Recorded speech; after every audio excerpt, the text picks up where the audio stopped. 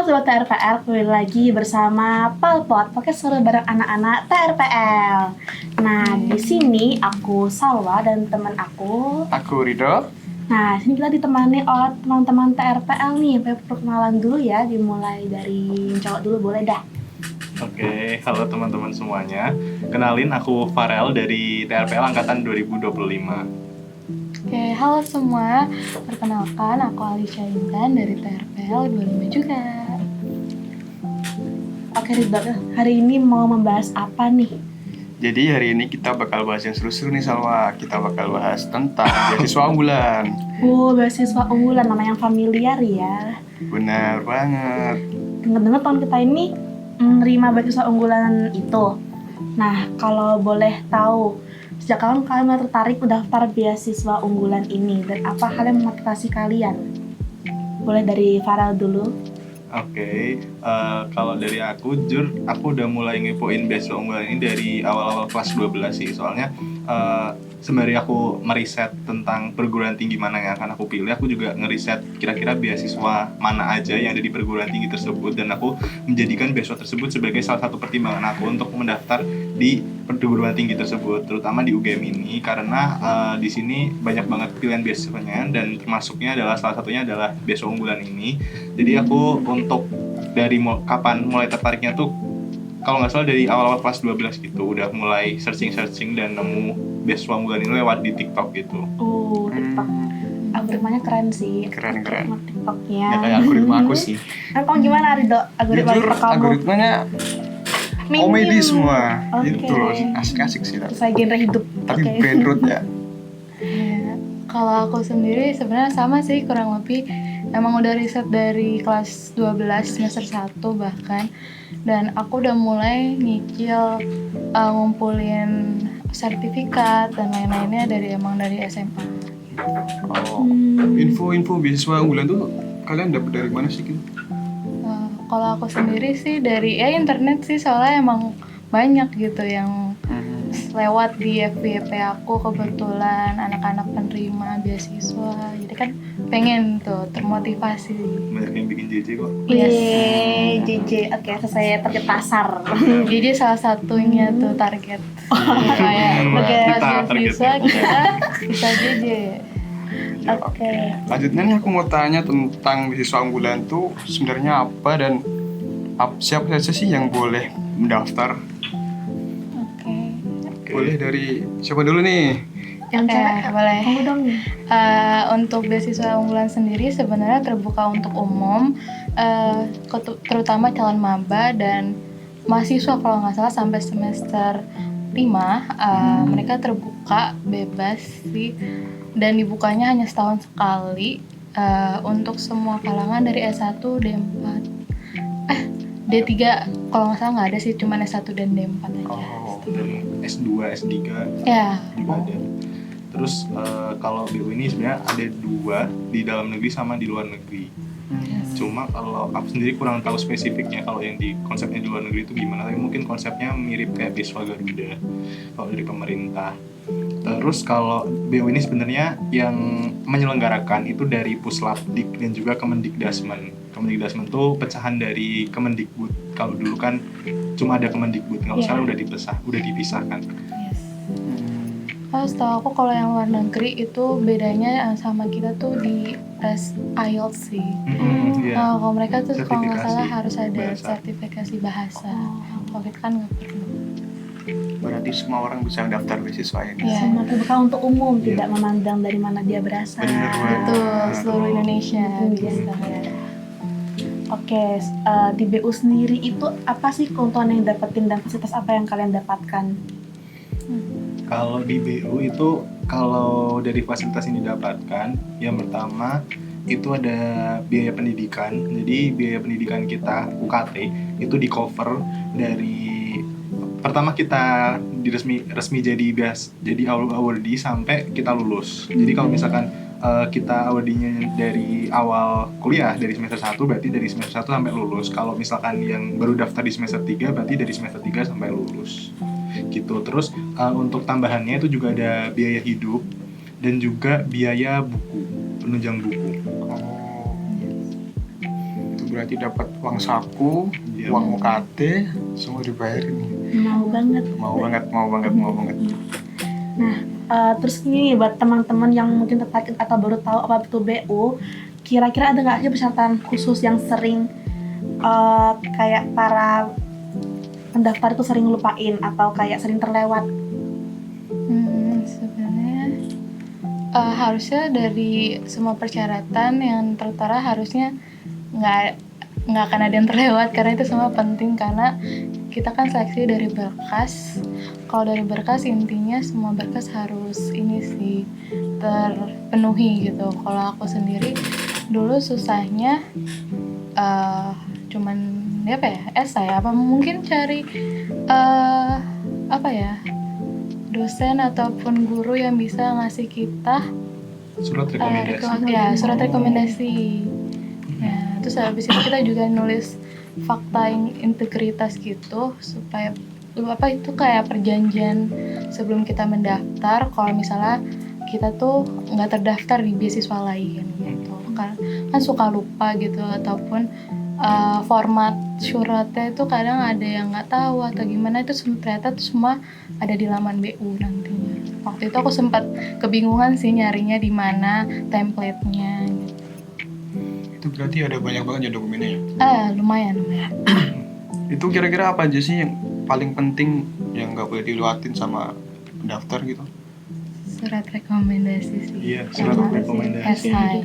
Fakta integritas, terus ada esai juga. Habis itu di BU tuh juga kita harus nyantumin sertifikat kemampuan bahasa Indonesia, namanya UKBI. Ya, itu juga penting. Iya. Jadi kalau di luar kan harus ada sertifikasi yang buat bahasa Inggrisnya. Ya, Kalau IELTS gitu ya. kalau dari yang dalam negeri itu wajibnya cuma yang Bahasa Indonesia doang lewat UKBI itu, dan itu jadi syarat wajib sih gitu. Dan mungkin itu juga salah satu yang kadang banyak orang yang nggak jadi daftar BU karena UKBI ini, karena UKBI ini kayak dia harus ngejadwalin tes dulu dan sertifikatnya tuh keluarnya agak lumayan lama, sedangkan ada orang-orang yang kayak mereka waktu mau daftar itu mereka belum punya UKBI-nya, jadi kayak alhasil orang tersebut nggak jadi daftar gara-gara sertifikatnya itu belum keluar dan tenggat pendaftaran dari BU-nya udah hampir selesai. Iya, mereka tuh banyak yang menyepelekan kadang. Iya. Kayak tahun lalu tuh aku inget banget, mereka pada daftar UKBI-nya itu tesnya itu mendekati waktu untuk daftar BU juga, jadinya mereka ketahan sertifikasinya gitu. Kalau aku sendiri, aku udah nyicil sih dari semester 1 UKBI karena kebetulan biar nggak bayar, karena untuk mahasiswa sendiri nanti dikenakan 100.000, kalau pelajar itu gratis. Iya. Aku dengar UKBI ini dia juga kayak buka buat seluruh sekolah setara SMA. Iya. Tapi itu ada rentang waktunya kayak sekitar expire-nya. Selagi kita masih SMA, kalau aku kebetulan daftar UKBI-nya ini, tes UKBI-nya tuh waktu semester 2, kelas 12. Jadi sekitar bulan Maret atau Aprilan gitu, dan itu masih free kalau buat SMA, pelajar SMA gitu. Tapi kalau buat kita mungkin nanti di semester 3 gitu udah berbayar, karena masuknya itu jatuhnya udah ke umum kategorinya, bukan pelajar. Tapi kalau rentang waktu yang dikasih oleh UKBI itu kira-kira berapa waktu yang aman atau persiapan sebelum submit berkas di BU tersebut? Nah, kalau kita ngelihat dari timeline BU tahun kemarin itu kan bukanya di sekitar pertengahan Juli, kalau nggak salah tanggal 14 Juli sampai akhir. Nah, itu kalau bisa di awal Juni itu udah mulai nyicil. Awal Juni berarti kayak 1 bulan sebelumnya tuh udah mulai daftar tesnya, dan biar di awal Juli mungkin atau pertengahan atau akhir Juni itu udah keluar sertifikatnya. Jadi kayak kita udah mulai nyicil berkasnya, dan mungkin karena ini masih jauh juga, kalau bisa coba riset sih teman-teman dari kayak dokumen-dokumen yang di tahun sebelumnya gitu. Dan itu kalau menurutku setelah aku riset juga dari yang tahunku kemarin sama 2 tahun yang lalu, berarti itu masih sama kok dokumennya. Jadi nggak ada dokumen yang kayak berbeda jauh, dan mungkin dokumen yang masih sama itu masih bisa disiapkan lagi sih. Ya, riset tuh penting sebelum, apalagi khusus maba, kalian kalau mau gratis daftar UPI dari sekarang. Iya. Sih. Dari sekarang siapin. Manfaatin kartu pelajarnya. Jangan mepet-mepet. Dan PP. kan ada syarat skornya juga minimal 500. Wow. Iya, ada minimal sekolah. Itu susah nggak sih tesnya? Sebenarnya karena aku juga kalau kalian belajar UTBK ya nggak akan Iya. susah itu ya. Kayak LBI aja sama aja iya, kalau LBI. kalian-kalian yang Pilet PBM. mereka, PBM. apalagi mereka juga baru belajar iya, apalagi anak kelas 12 kan. Iya, lebih PBM dan BPU sih. Ya, Mirip-mirip mudah sih Iya. dasar-dasar bahasa Indonesia aja kok. Iya, kayak Iya. KBBI, Mm-mm. EID gitu-gitu sih. Mungkin nyicil nulis esai gitu, cara-cara Hmm. nulis esai juga. Iya. Karena penting juga, salah satu pembobotan yang paling besar itu esai dan prestasi. Iya. Tapi sebenarnya dokumen prestasi Iya. itu juga ada dokumennya kan, kayak nyantumin sertifikat gitu.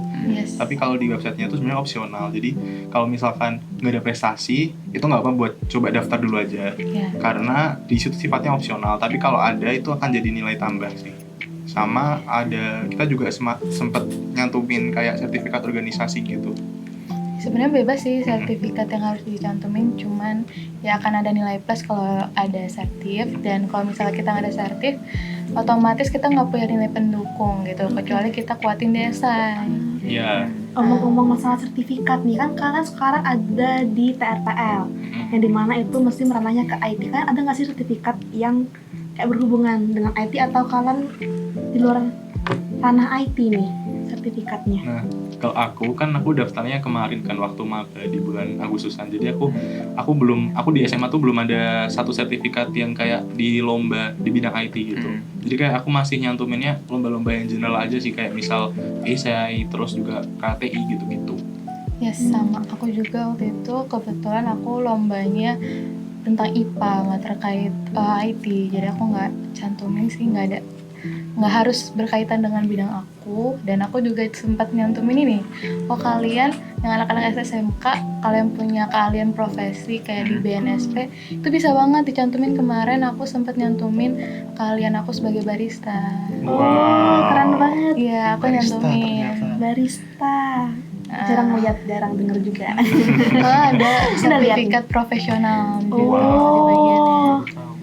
Ada bagi-bagiannya gitu, ada Iya. sertifikat prestasi, profesional, dan lain-lain. Berarti semua sertifikat bisa dimasukin ya? Bisa. Bisa Dimasukin juga sesuai mantan dengan dari mana. kategorinya. Iya.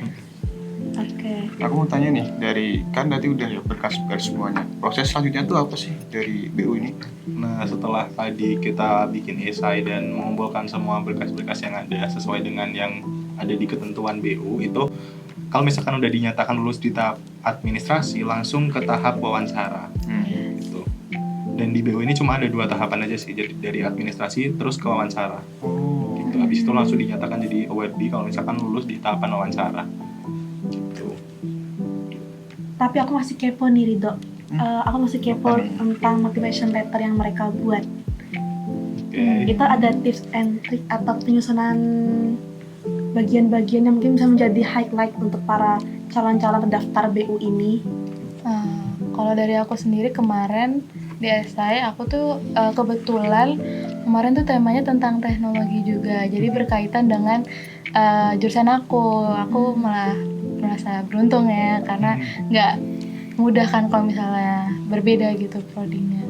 Jadi aku rasa kayak lebih gampang gitu mengaitkan dengan tema yang lagi diberikan gitu kan. Waktu itu temanya tentang teknologi, tentang etika berteknologi. Terus di situ di esai itu kita tuh nulis terkait latar belakang kita, terus habis itu kenapa kita mau masuk jurusan ini, terus habis itu kita juga jelasin tentang tema utamanya, terus habis itu kita harus cari topik yang menurut kita tuh lagi happening di saat itu yang juga berkaitan dengan tema yang lagi diberikan gitu. Misalnya tentang IT gitu, aku kemarin ngusung AI, tapi AI-nya aku khususin lagi tentang anak-anak. Spesifik lagi. Iya, lebih spesifik lagi. Jadi kita tuh ngasih permasalahan dan nantinya kita juga ngasih solusi gitu di esai itu. Jadi kita di esai itu aku bahas terkait AI tentang anak-anak, dampak untuk anak-anak.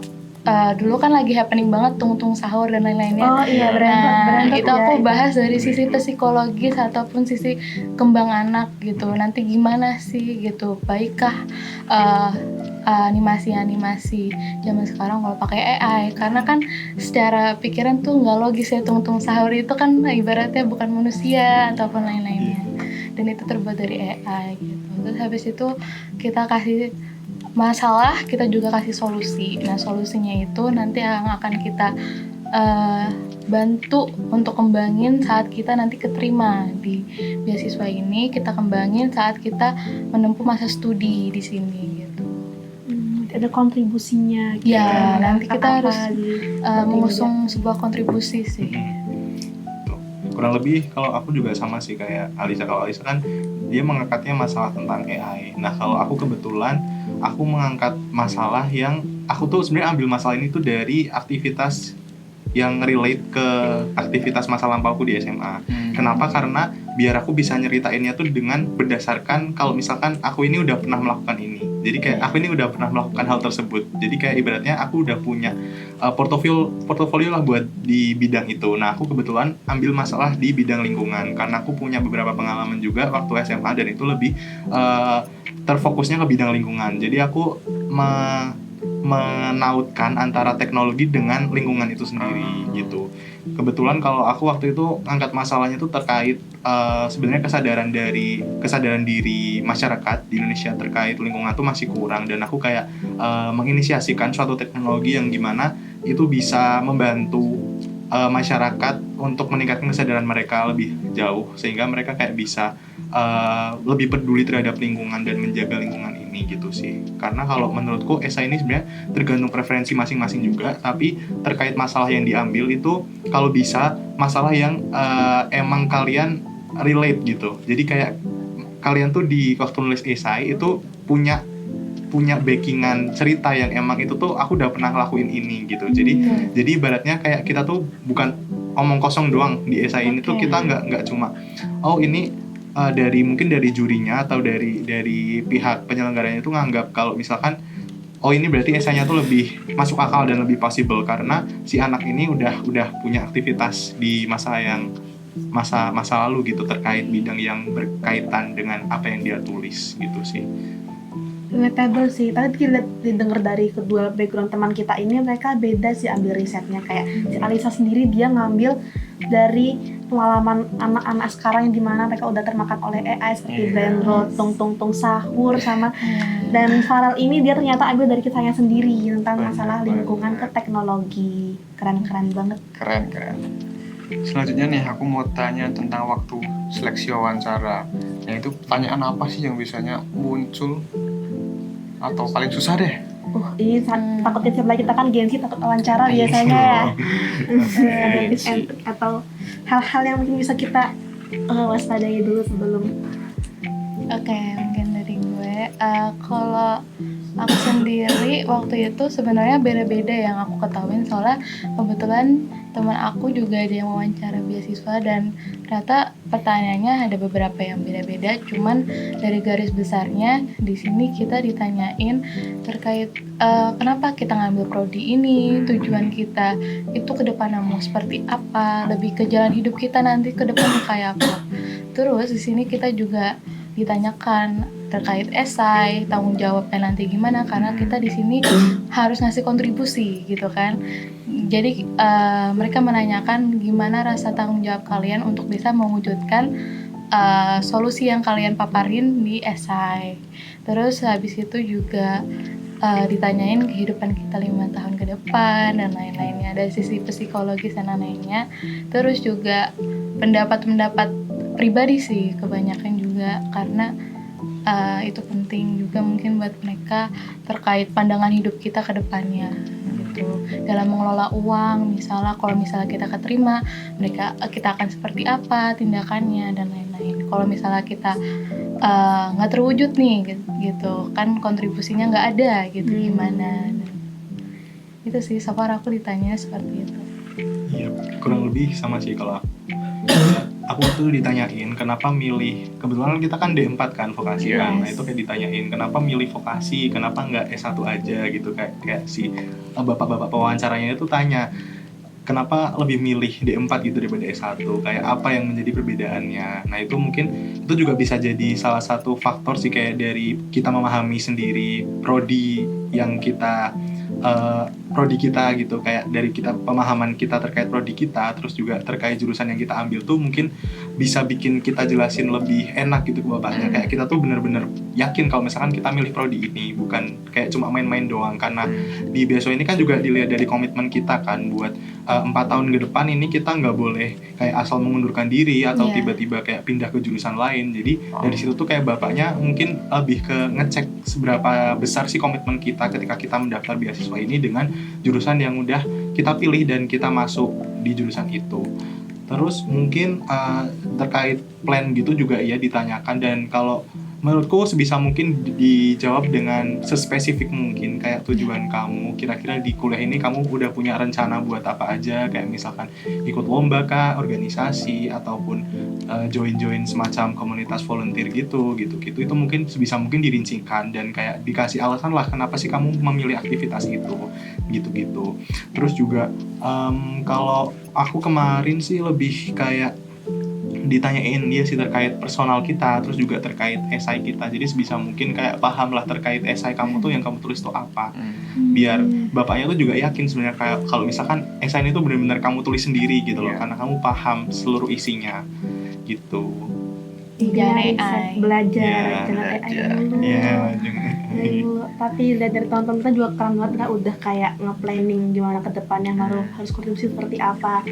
Ngomong tentang kontribusi nih, di TRK sendiri teman-teman udah ada hal yang kalian wujudkan atau masih on progress?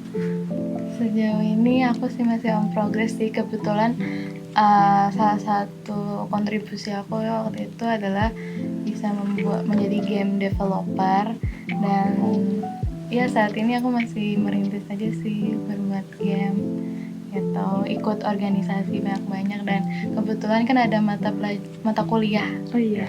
game, jadi menurut aku ini salah satu yang bisa membuat aku berkembang gitu. Ya, keren banget, bisa jadi pengenalan dulu sebelum membuat game itu sendiri. Yes. Kalau dari aku mungkin juga masih sama sih, on progress, sesuai dengan apa yang aku bilang waktu wawancara itu. Kayak aku di wawancara juga sempat bilang kalau misalkan mau tertarik buat aktif di kompetisi-kompetisi gitu-gitu, dan sekarang juga masih on progress buat nyoba dan menjelajah banyak kompetisi-kompetisi yang emang related ke IT dan beberapa di bidang yang emang aku minatin gitu sih. Aku mau nanya nih, waktu wawancara tuh gimana sih tips biar waktu wawancara tuh nggak grogi, nggak gugup, terus percaya diri lah pokoknya. Kalian tuh ada kayak latihan atau apa gitu nggak sih? Ya, Iya. pastinya ada sih. Jujur, Wawancaranya ini online atau offline sih sebenarnya? online. Online, Iya. iya.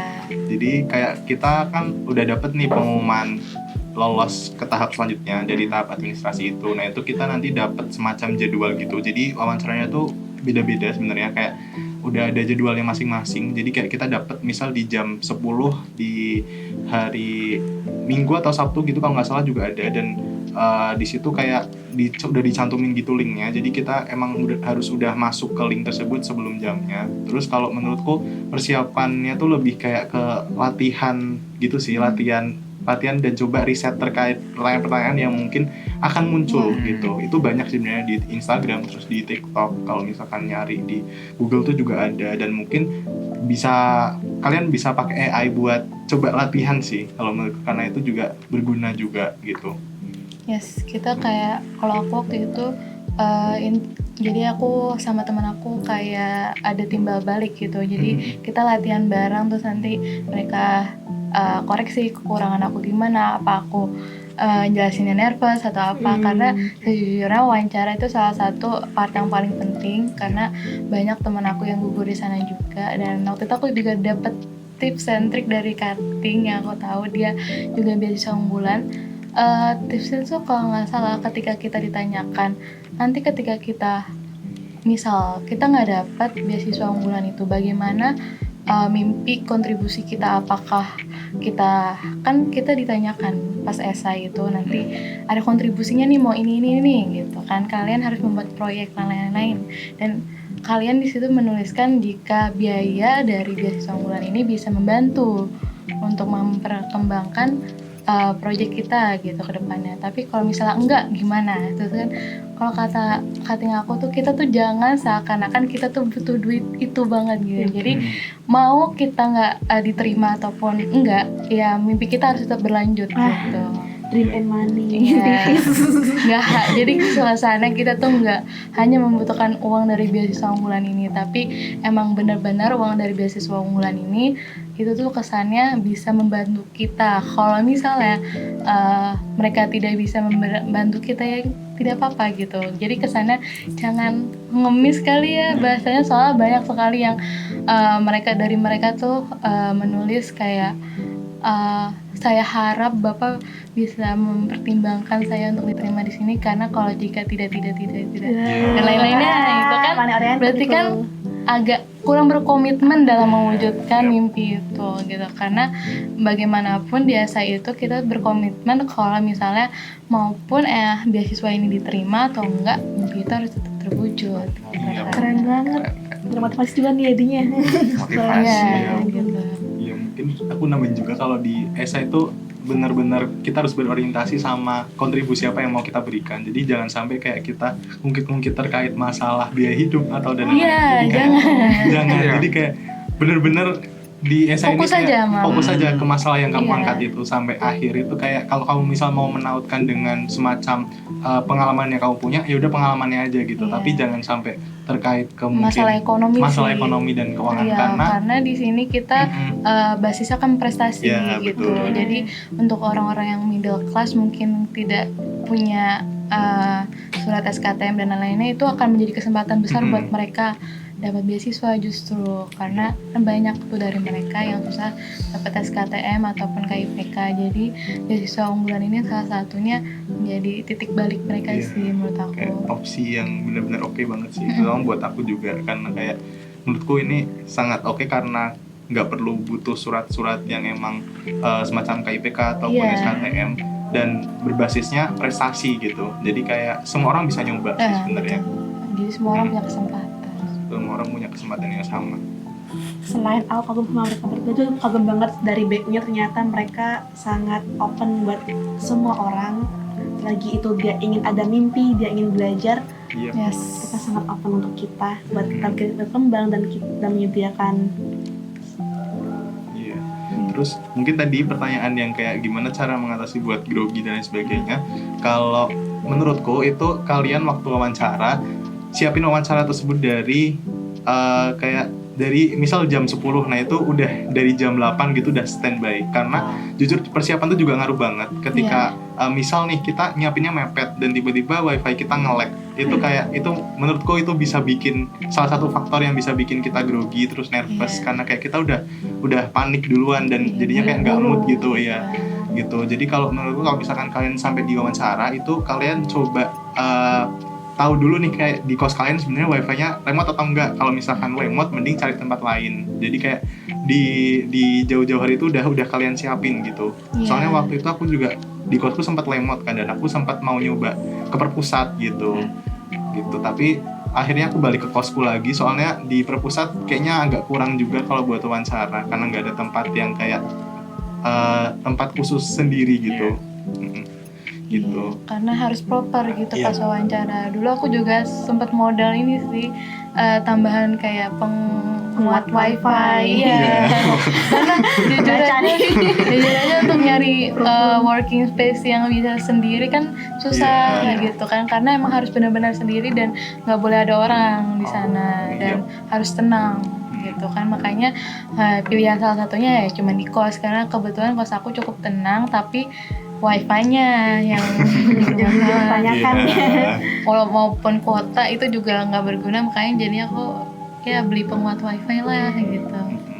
Gitu. Terus baca semua situasi ya, Iya. bahan sailing juga harus dibaca nih gimana. Iya, Bisa apa betul. enggak, masih banyak banget tadi sini. Siapin sebaik-baiknya. Iya, sebaik-baiknya.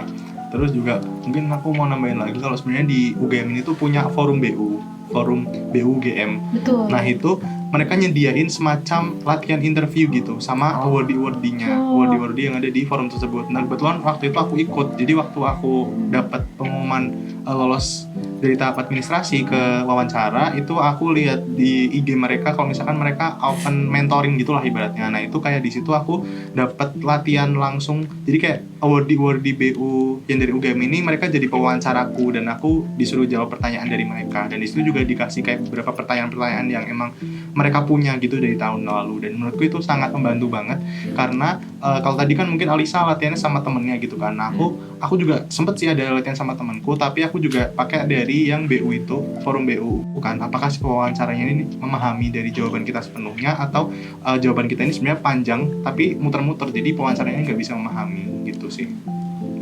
Ya kebetulan kemarin habis buka mentoring juga nggak sih tentang Iya, iya, sosialisasi BU gitu. Untuk itu untuk masyarakat luas kok, Iya, nggak cuma masyarakat anak luas. UGM doang Betul. yang bisa ikut. Karena mereka juga mengontribusikan dari teknologi yang ada, mereka juga mendapat banyak advice dari teman-teman mereka, dari lingkungan mereka. Oke, selanjutnya kira-kira setelah kalian menjadi awardee di BU itu, apa hal yang paling signifikan kalian rasakan di kehidupan perkuliahan kalian ini? Oke, kalau dari aku sendiri mungkin setelah aku jadi awardee BU ini, kan di sini aku sebenarnya punya plan kan. Jadi aku benar-benar harus komitmen sesuai dengan plan yang aku bicarakan di awal juga waktu seleksi. Dan juga kayak berarti aku harus disiplin lah sama diriku sendiri kayak terkait plan-plan yang emang udah aku rencanakan. Karena sebenarnya ini bukan terkait diriku aja, tapi aku di sini juga diberikan biaya dari penyelenggara BU ini, yang mana mereka juga pasti nggak akan nilai kalau misalkan aku nggak ada komitmen dan juga nggak ada kontribusi. Jadi aku berusaha sebisa mungkin buat diriku ini bisa berdampak dan bermanfaat bagi orang lain, sehingga kayak di sini mendorong aku banget buat disiplin dan juga melaksanakan lah dari plan-plan yang memang udah aku rencanakan sebelumnya, kayak dari join di kompetisi-kompetisi, lalu juga organisasi-organisasi gitu-gitu. Ya, kalau aku sih bener sih sama kayak Farel, lebih ya emang harusnya sih fokus ke nggak cuman kuliah doang, Iya. organisasi juga dan lain-lainnya untuk bisa mewujudkan apa yang aku berikan nantinya gitu. Kayak misalnya sih lebih ke impact-nya, salah satunya adalah kayak mengatur keuangan, kayak karena kan ini uang dari negara gitu kan. Jadi kita panjang nggak sih. Iya, jadi kita nggak boleh semena-mena nih dengan uang ini gitu. Iya. Sebagai penerima beasiswa unggulan kita juga harus sadar Iya. kalau kita punya nih tugas Oke. baru, Tanggung jawab. punya tanggung jawab Iya. gitu. Misalnya dengan selesai tempat waktu 4 tahun gitu, jadi kita harus fokus benar-benar antara kuliah, organisasi, sama mencari prestasi gitu ketika kuliah. Jadi semakin termotivasi nih pastinya. Tidak mau nyoba tuh? Nyoba lah besok tahun depan. Boleh? Tahun ini Iya. udah Tahun aku, ini. tahun ini Tahun aja. ini ya, tahun ini ya, iya bener untuk tahun ini. Gas. Bagilah besok tips-tipsnya. Aku mau minta pesan teman-teman aku sih, teman aku yang 2 ini. Tapi sama proses kalian ini, ada nggak sih momen kalian hampir menyerah? Kalau hampir menyerah jujur nggak ada ya, karena Oke. karena ya sebenarnya Aku suka mungkin orang kayak gini.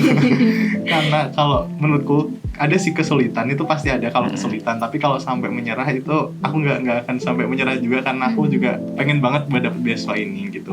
Dan mungkin kalau di momen-momen yang ada yang kayak di mana aku kesulitan itu mungkin lebih ke waktu aku buat esainya aja sih, karena di esai itu sebenarnya kayak kita cukup panjang prosesnya, dari awal kita nge-brainstorming mau nulis apa, dari kita ngelakuin riset kayak masalah apa yang akan kita angkat, lalu juga struktur dari esainya kita mau kayak gimana, terus kayak masalah apa yang mau kita bawa gitu-gitu tuh menurutku cukup panjang. Jadi nggak cukup dengan 2 hari 3 hari itu, nggak, itu kayak butuh sekitar, kalau aku waktu itu sekitar 2 minggu, karena biar kita nggak terlalu terburu-buru, biar kita nggak burn out juga waktu nulisnya, jadi kayak kita bisa nulis dengan jernih lah ibaratnya. Nah itu kayak di situ aku mulai ngerancang gitu dari strukturnya tuh mau gimana, dan di situ kayak aku berkali-kali juga nulis ulang. Jadi kayak misal aku udah nulis sampai sekitar setengah halaman esai, terus kayak waktu aku baca lagi, oh kayaknya belum serak, terus aku juga nyoba minta tolong temanku buat nge-proofread esaiku, kayak buat ngebaca kira-kira udah oke belum gitu. Terus kayak temenku ngasih feedback kalau misalkan dari kata-kataku tuh mungkin ada yang masih belibet atau masih ada yang kurang bisa dipahami gitu. Nah akhirnya aku kayak nulis ulang lagi, jadi kayak nggak apa-apa kalau misalkan waktu kalian nulis esai itu nulis diulang-ulang tuh nggak apa-apa, karena itu akan bikin output kalian tuh bener-bener oke banget di akhirnya, karena memang udah kalian baca, udah kalian coba memahami ulang dari isinya, terus kayak kalian coba tulisin lagi gitu-gitu, jadi kayak makin paham juga sebenarnya apa yang mau kalian tulisin. Kalau dari aku sendiri pas pendaftaran tuh so far nggak ada kesulitan sih, karena aku sendiri udah menyiapkan dari lama. Jadi ketika dibuka nih pendaftarannya ya aku langsung sih siapin berkas-berkas, terutama habis itu setelah berkas-berkas ya sambil nyusun esai juga, karena kan esai juga waktunya terbatas kan. 2 minggu berarti hitungannya itu ya? Ya. Kalau buat pendaftarannya sendiri tuh 2 minggu. Nah itu kan 2 minggu kan kita juga belum tahu nih temanya apa, jadi ya kita harus nulis dari nol tuh ya 2 minggu itu. Kalau dari aku segitu sih, karena ya emang karena udah planning jadi nggak ada kesulitan sih, paling emang nulis esai, karena emang tricky ya nulis esai itu sebenarnya, kaidah bahasanya harus benar gitu, struktur esainya mau gimana gitu kan. Aku merasakan sih kaidah bahasa mereka udah benar sama berbicara di sini. Bawaan dari motivation letter kali ya. Kalau mulai dari awal nih, apa yang kalian lakukan yang berbeda nih dari yang kalian awal daftaran dulu tuh? Kayak mau apa yang mau dibenerin gitu, ada nggak? Kalau apa yang mau dibenerin, kalau aku mungkin lebih ke mau ini sih, mau join di kegiatan yang emang sebenarnya tuh pengen aku join waktu SMA dan pengen bisa aku masukin ke esai. Jadi kayak aku punya preferensi masalah yang bisa aku angkat dari kegiatan-kegiatan yang aku join waktu SMA itu. Nah itu mungkin karena kalau misal kayak dikasih kesempatan mau ngulang dari awal SMA gitu, mungkin aku lebih kayak memfokuskan diriku gitu dari awal, kira-kira emang aku mau kemana gitu, jadi kayak aku bisa align lah buat minatnya gitu. Kalau dari aku sendiri so far nggak ada ya, karena aku merasa udah cukup persiapan aku, dan ya itu mungkin buah hasil dari yang aku telah siapkan, karena emang dari semester 1 beneran aku tes UPI itu beneran dari semester 1 gitu. Karena Dari kelas 10 oh enggak, kelas 12. Kalau UPI, tapi kan kalau dari kelas 10 sendiri kan aku nyicil soal prestasi gitu. Lomba-lomba, mungkin kalau yang maba yang anak-anak kelas 10 sekarang udah nyicil kalau mau ikut beasiswa. Prestasi sih emang paling gampang. Prestasi itu kan krusial ya, di mana-mana kayak penting gitu. Kalau mau daftar PTN berguna, daftar beasiswa juga berguna gitu kan. Kenapa nggak kita ambil aja kan, jadi 2 pulau. Oke. Terlampaui. 2-3 pulau terlampaui. Iya, langsung aja. Lomba tuh lomba. Agak menyesal juga sih dulu ikut lomba. Agak menyesal juga sih dulu SMK ya gimana. SMA cuma main terus. Itu mah kamu nggak sih Dok? Kamu juga? Oke, untuk teman-teman, untuk adik-adik yang mungkin baru mau daftarnya, ada nggak sih saran buat mereka yang mungkin masih ragu buat mulai? Jangan ragu. Jangan ragu. Jangan ragu. Terus daftar kan, kalau kemungkinan kan akan jadi 2, kalau kalian daftar gagal berhasil. Cuma ada 2 kemungkinan. Kalau nggak daftar kemungkinan cuma 1, gagal. Kan nggak akan punya dapat kemungkinan buat gitu. berhasil. Karena ya kita juga nggak tahu penilaian mereka tuh sebenarnya dari apa gitu kan mereka yang menilai. Jadi kalau misalnya kalian terkucilan, aku nggak punya prestasi, so far aku lihat ada yang nggak punya prestasi tapi mereka tetap bisa keterima, mungkin karena dari esai mereka kuat ataupun komitmen mereka gitu. Jadi jangan berkecil hati kalau nggak punya prestasi, mungkin bisa kuatin di esainya. Jangan Boleh. Mungkin kalau AI kayak Aidil ya Faroli tadi ya, yang dia mempersiapkan pertanyaan apa yang didapatin dari teknologi wawancara itu. Mungkin itu sih kontribusi AI-nya itu. Boleh pakai tapi jangan copy Betul. paste Ya, betul. sebagai alat. sebagai alat. Jangan Nah, takut nyoba sih intinya sih, Iya, karena jangan beasiswa tuh nyoba. banyak sebenarnya, apalagi kalau kalian di UGM itu kayak menurutku jangan pernah takut buat nyoba suatu beasiswa, karena kalau gagal tuh cadangan beasiswanya masih banyak. Banyak banget. Iya, jadi aku waktu BU tuh juga sempat ikut beberapa seleksi beasiswa dari UGM dan itu kayak banyak. Jadi kayak aku nyobain semua lah intinya, yang sebisa mungkin aku bisa cobain gitu. Ya sama. Mm-mm. Aku nggak cuma nyoba BU, ada beberapa yang aku coba mungkin dari swasta dan Iya. lain-lainnya gitu. Ya, betul gitu. Cobain aja sih. Selagi kalian emang belum assign kontrak as awardee, itu cobain aja. Karena aku juga kebetulan waktu aku udah assign kontrak, aku malah dapat pengumuman dari yang beasiswa yang diselenggarakan oleh UGM. Jadi kayak ya karena aku udah assign kontrak BU, jadi emang udah nggak bisa lanjut ke tahapan selanjutnya buat yang pengumuman beasiswa yang diadakan UGM ini. Gitu sih. keren banget. Keren banget nih cerita-cerita dari teman-teman kita, mulai dari awal nih. Seleksinya tuh berat banget pasti. Isinya berat banget, aku nggak bayangin mereka udah se-prepare apa di awal, dari riset gimananya, mereka juga terkejar mungkin 2 minggu tuh waktunya nggak cukup sih buat aku sendiri mungkin. Nanti mereka bisa melewati fase itu, dari fase riset, dari fase mereka nulisnya, mereka ulang-ulang lagi dari gimana yang betul, kaidahnya yang kayak gimana, terus mereka juga lolos hingga ke wawancara. Dan wawancara juga hal Pastinya susah banget itu. ya susah. Jujur aku juga takut sih wawancara. Salah satu ketakutan tuh wawancara. Wawancara. Kan kalian MC. Iya. Kita kan yang menanyakan, bukan yang diwawancarai ya. Kita nggak takut. Kita nggak tahu. Oh, Iya, biasa. Itu aja sih. Gitu aja. Mau tanya lagi? Atau udah cukup? Mungkin pesan terakhir kali ya, boleh Boleh sih. buat kita, buat aku, Ridho dan teman-teman semua yang menonton, aku ada pesan. Pesan apa ya? Coba aja sih Coba semuanya. Intinya coba. Iya, karena ya itu tadi peluangnya akan jadi 2 kalau kalian nyoba. iya. Kalau nggak nyoba ya jadi 1. Gagal doang. Gagal. Kayak Doang. bulan dahan 1-0-1-0 ya. True Iya, false ya. true false, betul. Intinya kalau gagal ya udah. Kalau gagal coba lagi dong. Iya, Itu kalau kan- gagal, oh, coba itu lagi. nanti ada Masih pertanyaan banyak kok. lainnya, ada if else-nya nggak sih kalau Itu coba ya, lagi? iya. Elif. Apa looping? Boleh, Boleh. benar-benar. Iya. Oke nih teman-teman, udah bahas seru banget nih dari tadi. Mungkin itu aja sih dari podcast kali ini.